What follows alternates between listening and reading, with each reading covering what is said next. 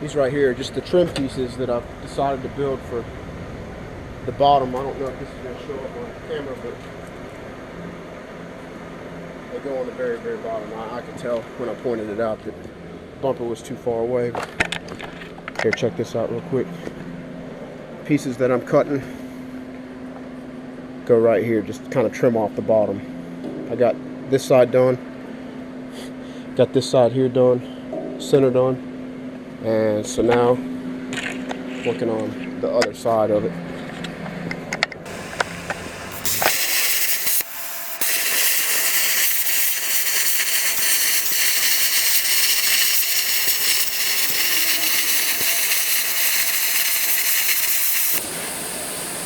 I think I'm actually gonna let that stay on there where I complete these two angle cuts here.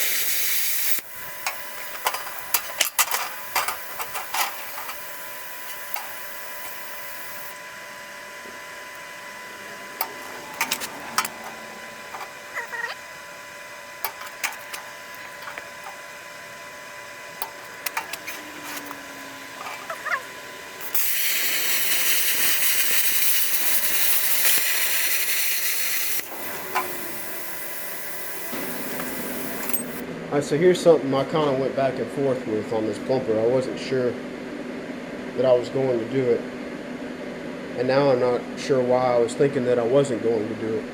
But one of the main things that makes a front bumper extremely useful is having a receiver tube built into it. So of course, for maximum strength, I'm going to want it up high, only because it can be welded deep onto this flat quarter and this vertical quarter right here. And I can put some bracing in underneath it as well. But the problem is that now, going about doing this a little late in the game, I'm going to have to cut a square hole in the face of my bumper that actually so far looks pretty decent, so I'm a little nervous to cut a hole in the middle of it. But regardless, here we go.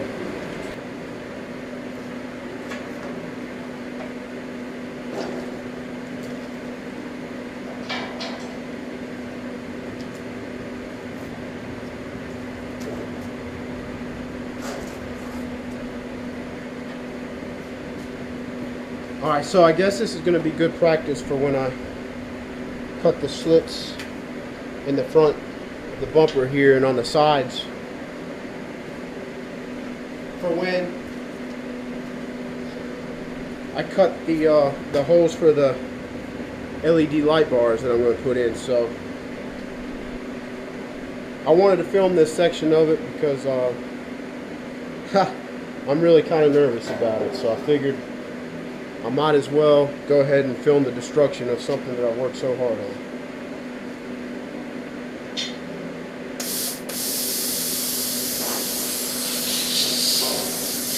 And I can't clamp it because I don't have, there just isn't any way to.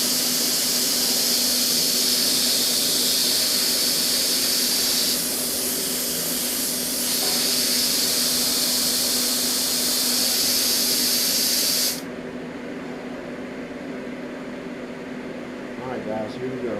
We're going to pierce through the center.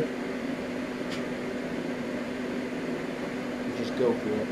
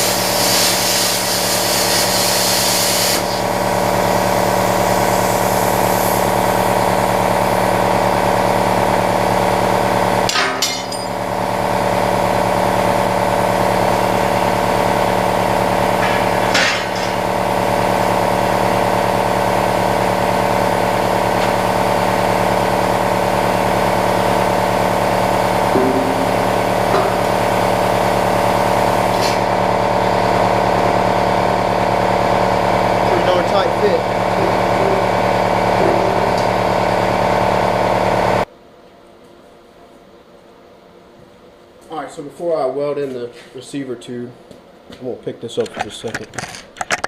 I want to get these trim pieces installed and welded on. And they'll look like this. So, I didn't have a protractor or anything here, so what I did, these things come with a hole right there, I guess, for hanging it up or whatever. And y'all have seen me using this as kind of a fence or a guide to run my plasma cutter torch along, until I found out that I really prefer to use the angle iron, which you've seen me doing that a lot of lately. But in a real quick attempt to come up with a way to measure the angle, I don't really care about the measurement, but what I do care about is that this side over here matches the side that I just showed you.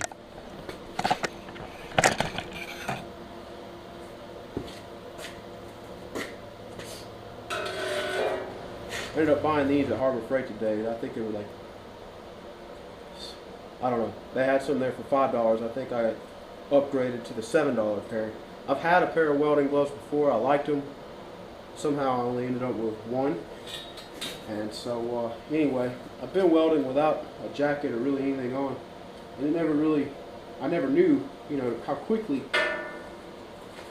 it would take to get burned. And I mean, I'm not one of those that's in the tanning bed or out at the beach all the time, so I stay somewhat tan, but evidently not tan enough. So it didn't take a lot at all before I was starting to get burnt. So this thing here is like 1/4 inch too long, so I'm going to have to cut this real quickly, make it a little bit shorter, and I'll bring it back.